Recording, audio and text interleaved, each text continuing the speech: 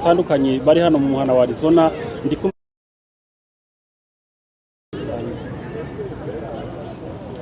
nkuko twagiye tuganira n'abantu batandukanye bari hano mu muhana wa Arizona ndi kumwe n'umuyobozi wa board wa MPA Patrick, reka tugikaze muri kino kiganiro kiri guca ku Iwacu Films.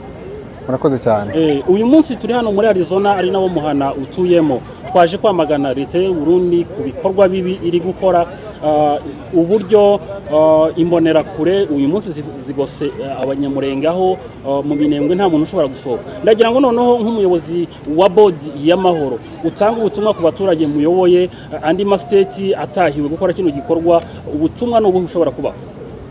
Murakoze cyane kuko mubivuze twaje muri iki gikorwa cyo kugira ngo twamagane leta y'u Burundi kubera ibikorwa iri gukorera iwacu by'agashinyaguro na genocide, kuko kiriya gikorwa ubirebye mu mateka y'isi nta handi hantu hari hakorwa biriya bintu usibye muri Ukraine. Byakozwe n'umuyobozi w'icyo gihe yicisha abantu muri Ukraine inzara. Ni ukuvuga mu mategeko mpuzamahanga biriya bintu birahanwa n'amategeko kubera igikorwa abarundi bari gukora uyu munsi.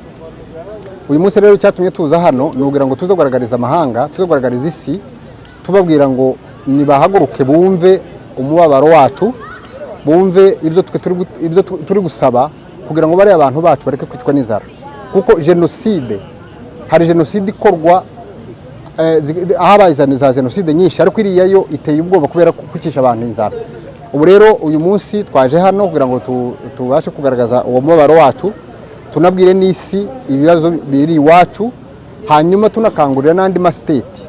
Murabona ko twabitangiye hano, hari n'abandi babitangiye mu ubushize mu cyumweru cyashize muri Idaho, nabo turabashimira, tugira ngo tubwire n'andi ma state yose ya Amerika aho umunyamurenge wese atuye ahaguruke yigomwe ibyo agomba gukora uwo munsi abireke kubera ikibazo kiri iwacu, yumve ko agomba kutabariza bene wacu bari mu kaga.